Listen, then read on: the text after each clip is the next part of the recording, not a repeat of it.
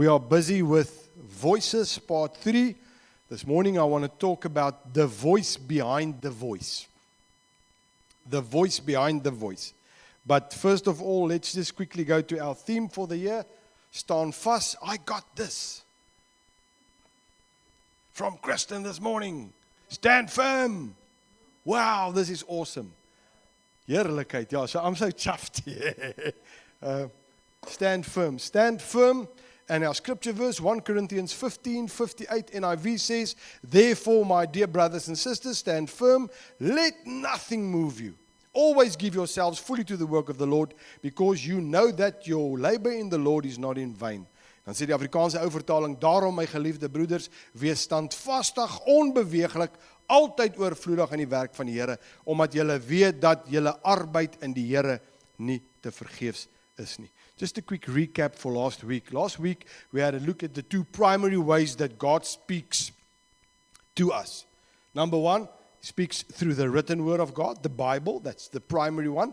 And the second one is the voice of the Holy Spirit. And I just said that, remember that the Bible or the written word of God reveals God's general will for us. What to do, how to act, how to treat others, the general will of God. Where the voice of the Holy Spirit reveals His specific will for us. Go left, go right, marry that one, go to that university. The direct, specific will of God. And I said that the voice of God, the voice of the Holy Spirit, will always be in line with the written word of God. It will never ever contradict the word. If what you hear contradicts the word, it's not God. And we'll have a look at that this morning. And then we ended off by a practical way of hearing the Holy Spirit. And I haven't got the scripture up there. And it is Proverbs 16 verse 3. It gives you the steps. Roll your works upon the Lord. Commit and trust them wholly to Him. He will cause your thoughts to become agreeable to His will. Not your thoughts becoming agreeable to your will and He gives you a chub of approval. Cause your thoughts to become agreeable to His will, and so shall your plans be established and succeed. And we had a look at what do you do when you come to the Lord. Renounce any lies. What lies? The lies that you are inferior, not important enough, that you can't hear Him, that He can't speak to you. You come to Him and say, Lord, I'm just going to shun all of this. Roll your works. Lord, I'm not going to put my plan in motion. I don't want to give my idea. I roll. And I use the example, this roll your works upon the Lord in Proverbs is the Hebrew word galal. And it means to offload your load like a camel. So when a camel has got a load on its back, it goes on its knees and then it rolls over and it unloads. So that means give everything to the Lord. So roll over, give everything to the Lord. Then lay down your thoughts. Now you become quiet in your mind because your mind just rushes and you think maybe no, just go quiet, you're quiet. This is practical steps and it becomes like this because you've got to think on your feet. But this is a practical and you can go and try it. And we did a oefeningkie last week and it works. Then you ask God, you say, okay, Lord, what do you want me to do? What's the plan? Or what must I do? So you go through the steps. Then you listen. Because when you ask, you must listen. Don't ask, get up and do. Listen. And after you've listened, you've got to respond. Otherwise, you've just listened. You've got to then respond. And then I said, the measure that you roll your works upon the Lord is the measure that you will hear. So if you roll everything on Him, you hear His voice. But if you are full of ideas on yourself and you what, you don't hear Him. And then I ended off with test what you hear. Does it align with Scripture? Is it in the Word? Does it reflect God's character? Go to that person and start to strangle him because he's bothering you. Not the Holy Spirit. Not in line with the Word. Does not reflect His character. I just want to give him a piece of my mind. Is it in the Word? And does it reflect His character?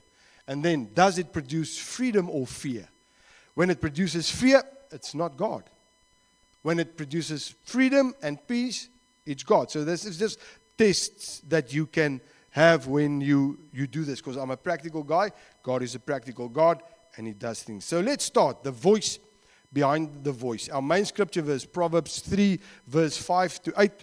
you'll see that every week I change the color. That Voices picture has got a color, light blue and bietjie blouer and handpers, and so I'm very hip. Trust in and rely confidently on the Lord with all your heart. And do not rely on your own insight or understanding. In all your ways, not some, in all your ways, know and acknowledge and recognize Him, and He will make your paths straight and smooth, removing obstacles that block your way. Do not be wise in your own eyes. Fear the Lord with reverent awe and obedience, and turn entirely away from evil. It will be health to your body, your marrow, your nerves, your sinews. I thought I only had sinuses, but it looks like I've got sinews as well. Your muscles, all your inner parts, and refreshment, physical well-being to your bones. Man. So I want to continue where I left off last week. The voice that I hear, is it me? Is it the devil? Is it God?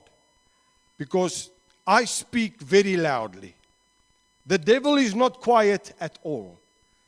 And God is just there with His voice in the stillness, constantly saying, Fana, will you just pipe down and hear me? So in pursuing direction for my life, who is talking? How do I identify these voices? Let's have a look. First of all, let's quickly look at my voice. So this is your voice, my voice. What are the characteristics of my voice? A, it promotes me big time. My voice, Fana's belangrik. It promotes me big time. I should be first. Did you see what they did? It's my turn. It's not fair to me. My voice. It's not fair to me. You see, when it's about Him, it's not about me. My voice. Some of these things are not wrong. It's that we over-focus on them. Because I am important. But I'm not more important than Him. So the voice that I've got, who is it? It promotes me big time. Number 2, it wants what is best for me, myself, and I. Lord bless me, my wife, my 2 kids, us 4 and no more. And that's not. It wants what is best for me. It's not a bad thing to want what is best for you. But if it is at cost of others, then we've got to say, okay, whoa.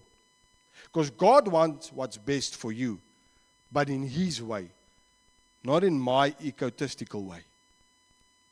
So, it's the voice of our carnal, selfish nature. 1 John 2:16, Amplified Classic says, For all that is in the world, the lust of the flesh, craving for sensual gratification, and the lust of the eyes, greedy longings of the mind, and the pride of life, assurance in one's own resources. You see where the focus is? Assurance in one's own resources, or in the stability of earthly things. These do not come from the Father, but are from the world itself. The Passion Translation puts it this way. It says, For all that the world can offer us, the gratification of our flesh, the allurement of the things of the world, and the obsession with status and importance, none of these things come from the Father, but from the world. Man, die samelewing, it's about me. It's about what I have. It's what's important about me. In other words, when I listen to my voice, it will lead me to the job. This is just an example. A job with the highest pay and the best benefits. But what if that is not the best for you, and God's got something else in store because He can see tomorrow and the day after and next year? So me will look out for me. It will tell you, Fana, you deserve that new car. Jy kan nie langer na hy skedonk ry nie. Hey, that's awesome. But can you afford that car? Or will it 3 months down the line you've got to go beg someone to pay the car payment because myself het gesê, you deserve that new car. God knows you deserve a new car. When you put it to Him, it'll all happen at the right time, at the right moment. So me looks out for that. C, it always looks out for my best interest. This is now my voice. It will always look out for my best interest. So if there's a disagreement, my voice will always blame the other person. Never me. No. My voice validates my actions and my responses. So the way that I act, ja nee, but jy weet, hulle het dit verdien, want because my voice. My voice. My voice protects me. It's awesome that you protect yourself. But if it's just me, God's got our back. He's got our back. D, I don't want to spend too much time. It sulks when it doesn't get its way. My voice sulks when it doesn't get its way. I was robbed. I should have gotten that promotion. Why did Sarah get it? I should have gotten that. I was in line for that. I worked very hard. Why didn't I get it? Because it's about me and I'm the center of all. God wants what is best for you, but it will always be to glorify and magnify Him. When it's about whana, it's not His voice. So this is just quick. Is it your voice or is it you and your family and I and me and what I want? I think then we have to go sit down and say, Lord, woo. And it's so easy to go into this positive thinking thing. And it's awesome. You must be positive. You mustn't be negative. But everything is positive thinking. Just think and you think positive. Hey, but yeah, anyway, I'm not going to go there. Just let's just leave that for the guys with the big churches.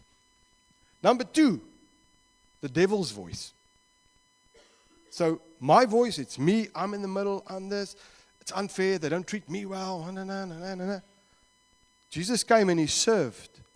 Came as a king, served as a servant, walked the earth and said, now this attitude must be in you. It's not about me. It's about Him and what He wants to do in and through me. Number 2, the devil's voice. Revelation 12:10, Amplified Classic says, then I heard a strong, loud voice in heaven saying, now it has come the salvation and the power and the kingdom, the dominion, the reign of our God, and the power, the sovereignty, the authority of His Christ the Messiah. For the accuser of our brethren, he who keeps bringing before our God charges against them day and night, has been cast out. So he's no longer there, but just remember the word accuse. The Passion Translation puts it this way. It says, then I heard a triumphant voice in heaven proclaiming, now salvation and power are set in place. And the kingdom, reign of our God and the ruling authority of His anointed one are established. For the accuser of our brothers and sisters, who relentlessly accused them day and night before our God, has now been defeated, cast out once and for all. He accuses all the time. Although he doesn't have any place in heaven, he will accuse. Even if he comes and accuses you and speaks to your mind and accusing you. But this is the way he speaks. Accusation is not from God. Number 1, it promotes sin, selfishness, and rebellion. The voice of the devil. Follow what? Just listen. Come on. Go for it. Nobody will find out. They're not looking. You got the wrong change at Spa. Oh, you scored. Yes. That poor girl has to cash up at the end of the day. And she's got to bear the shortage there. So she made a mistake. This is the way to witness Jesus.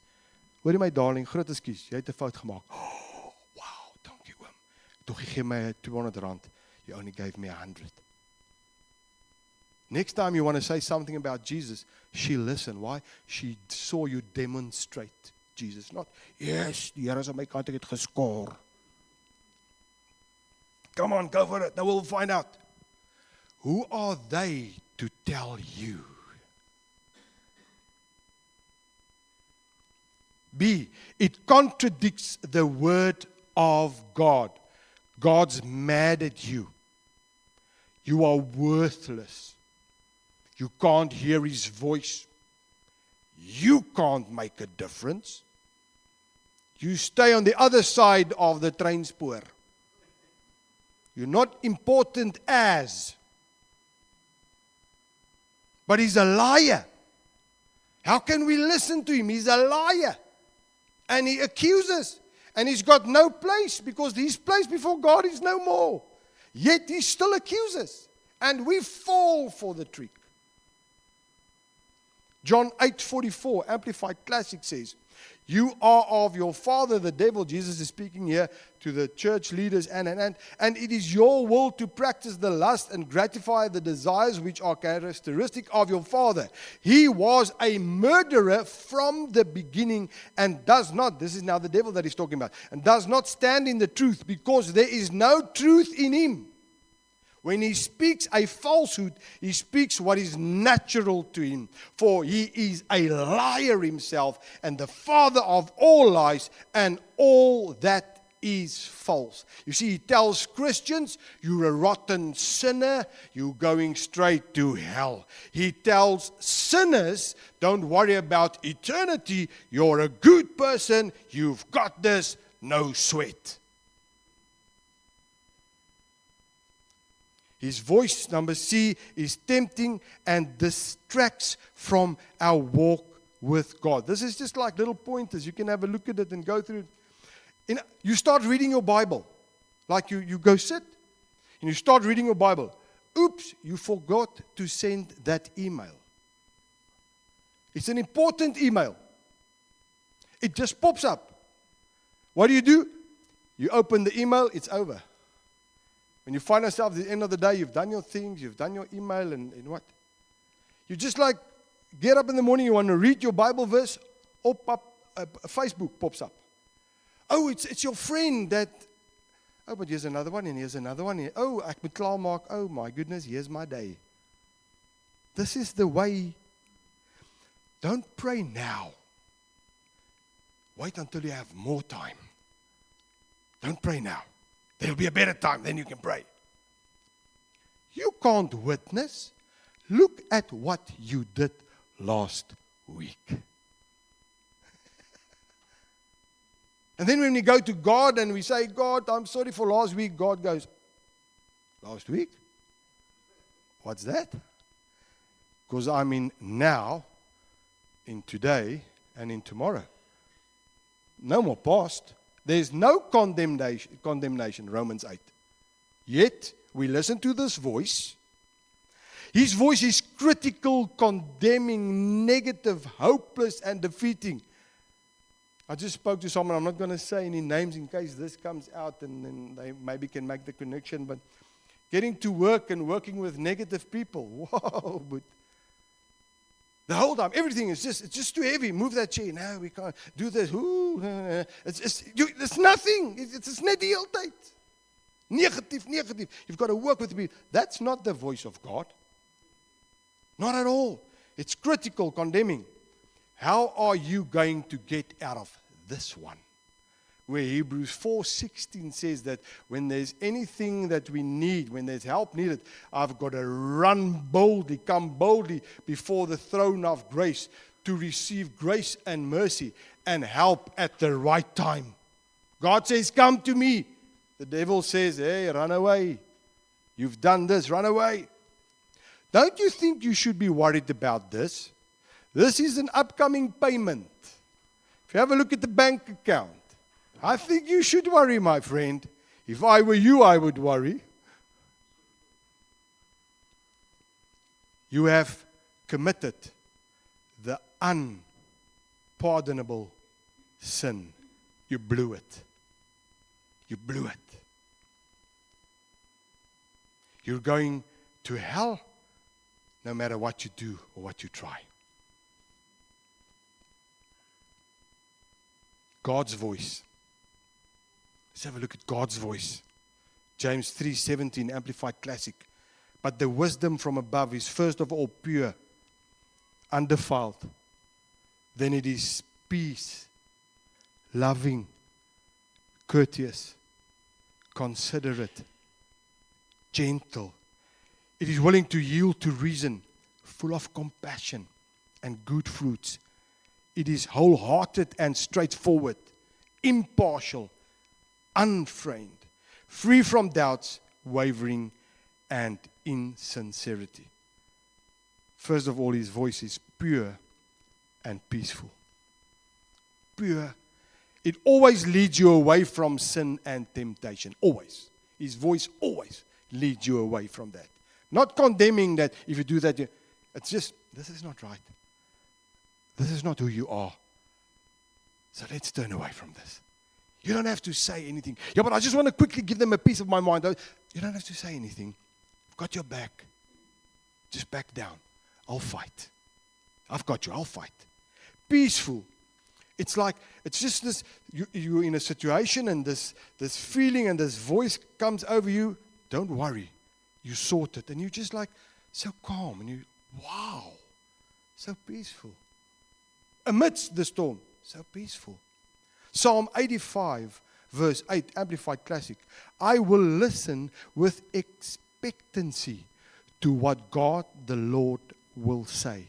For he will speak peace to his people, to his saints, those who are in right standing with him. Are we in right standing with him the moment we accept him as our Savior and he's our life? Yes. Yes. But let them not turn again to self-confident folly. It's loving, number B. It's loving, it's gentle, it's comforting. Even when he corrects us, it's comforting. This is not right for your life.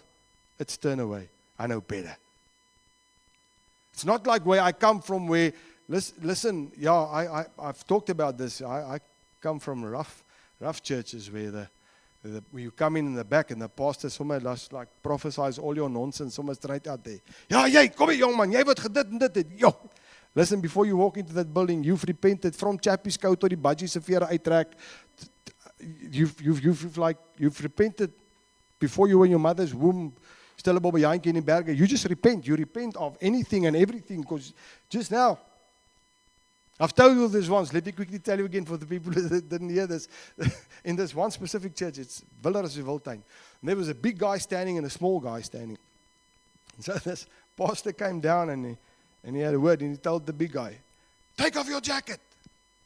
Now your eyes are closed because, Here, iemand help. So the big guy takes off his jacket. Now he tells the small guy, take off your jacket. Now the small guy takes off his jacket.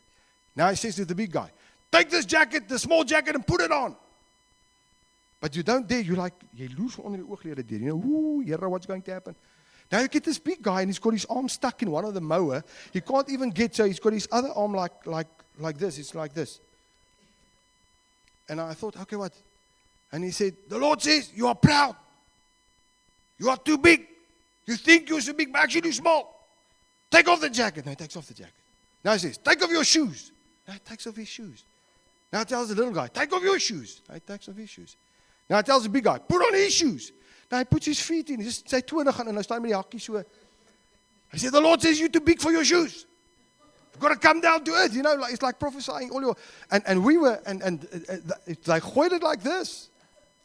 Then we grew up and we read the Bible and we saw this is not the way God operates. This is not the way. God lovingly corrects us with His word, not with things happening to you. God never corrects you with, I hit you with this. His word corrects you. You've got to love. I've got to love. Lord, I'm so sorry. I did wrong here. I'm going to be lovable. Not. So, gentle, even when He corrects us, because He's got our best in mind. And if we listen to that word, Isaiah 51:12, Amplified Classic, even I am He who comforts you. Who are you that you should be afraid of man who shall die, and of Son of Man, who shall be made as destructible as grass. Even when the Holy Spirit corrects us, it's just like gentle, it's loving. It's firm, but not demanding and not forceful. The thing is, are we willing to yield? Because the beauty of this all, when God speaks to us, He takes in consideration our free will. The choice is still ours. He speaks, He leads, but we can still do our own thing. You know what's so awesome? Even in doing my own thing and going off the path, He is still there. It's just not what He wanted for me. Ag ou vaantjie, you should have gone right there. Listen, but I'm here. Ons gaan nou 'n paar dae langer vat, but we'll get there. Hy klompie Jode in die woestyn. It should have been 11 days, 21 days. Some people say 40 days. Took them 40 years. My man. And in that all, God never forsooks them. Never ever. Their shoes did not wear. You can go read. The Bible says their clothes did not wear. Papa, kykie, my short groei saam my. Oh, I'm so glad, my son. Because where must I get clothes? Né? Jannie at 7's got the short. Now he's 32. Still got the short, but it fits him. It's not like the Hulk growing out of his clothes. It still fits him. Lekker, Papa, kyk my squeakies. This is what happened. Their clothes just, whoa, man, it's awesome. Wake up in the morning, your bread is on the ground. Go pick up your bread. Little meat, hier kom die kwarteltjies. Man, even in them not listening to His voice, He was there all the time. Watching over them at night and during the day. Isn't He an awesome God? And we've got this picture of this God in heaven who just, no. He leads me. And even if I do the wrong thing, He's still there. Hebrews 13:5, Amplified Classic. Let your character or moral disposition be free from love of money, including greed. Wat 'n woord is daai? Loof die Here. Vergeet daai ene. Lust and craving for earthly possessions. And be satisfied with your present circumstances. And with what you have. For He, God Himself, has said, I will not, listen to this, in any way fail you, nor give you up, nor leave you without support. I will not. This is how it's written in the tense. I will not in any degree leave you helpless, nor forsake or let you down. Relax my hold on you. Assuredly not. My goodness gracious me. He will not let go of you and me. But we've got this teachings, when you do wrong, He let go of you. He's far away from you. Now you must seek His attention. You must jump through a couple of hoops and maybe He'll listen to you. No, He's there all the time. All the time. See, it's forgiving and caring and merciful. This is His voice. Psalm 103 verse 12. As far as the east is from the west, so far has He removed our transgressions from us. Not north to south, because there's a North Pole and a South Pole, but there's no East Pole and a West Pole. So He removes it. You can't get to it. He removes it. God not only forgives our sins and transgression, He totally forgets about it. Hebrews 8:12, Amplified Classic. For I will be merciful and gracious towards their sins, and I will remember their deeds of unrighteousness no more. Here, ek is so jammer, laas jaar toe skop ek hy hond toe chonka en die Here sê wat se hond.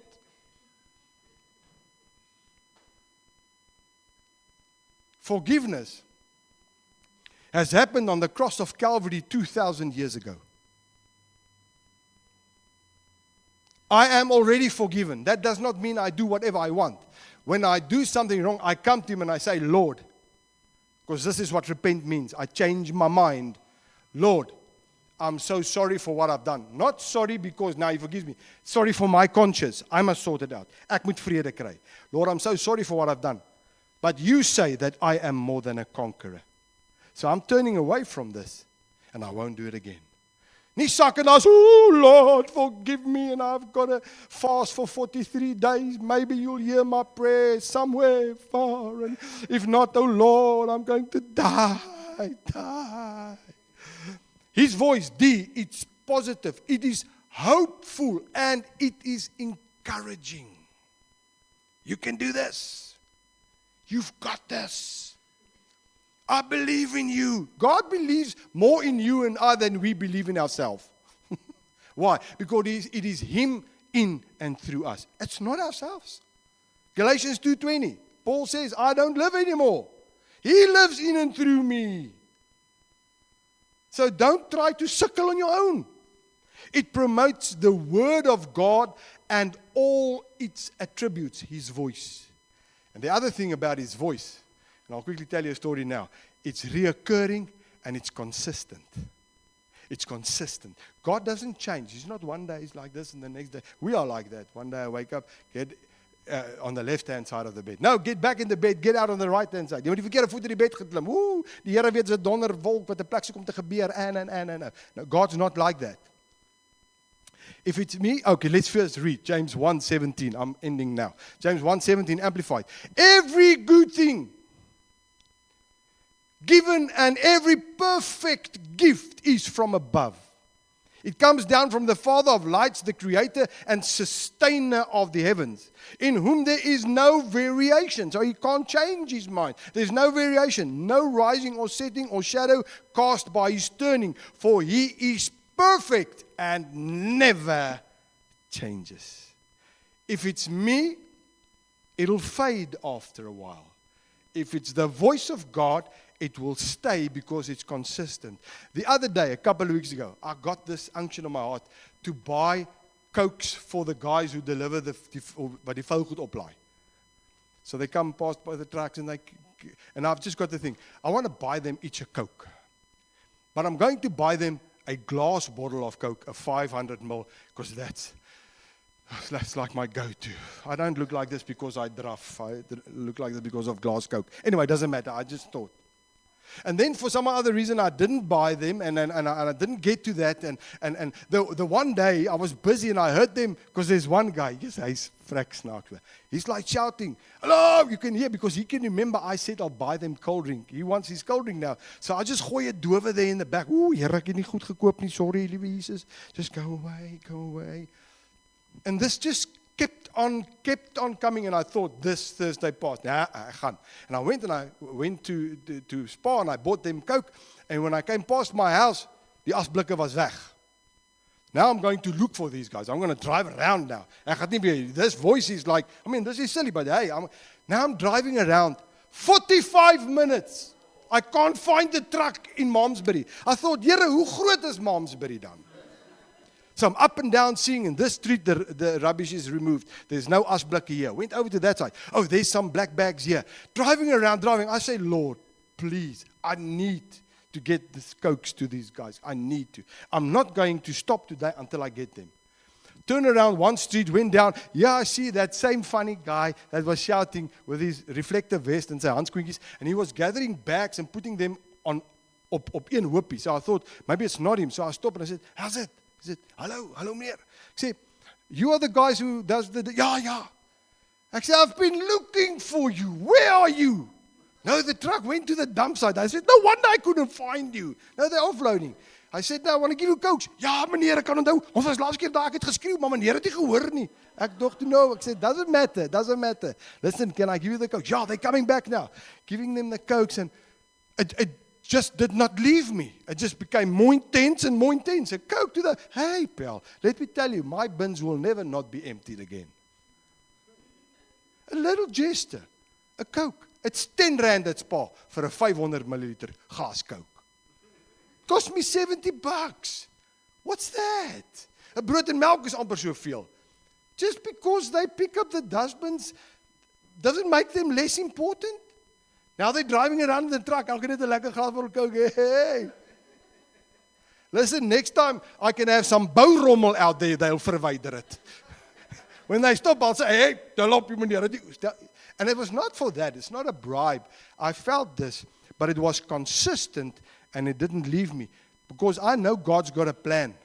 It's like one day I went to the dump. I went to the dump and I offloaded some stuff there, and I got some guys in, and I thought, I want to buy them each a lekker hoendertjie and a chippy and a bun and a cold drink. So I asked, how many are you? I came back, I bought them all here by this paradise, lekker chippy in die boksie, went back there. They just thought, hier sit hulle by die dumpster, sommer daar, ek eet hulle hoendertjie en hulle chippies. Ek sê, Here,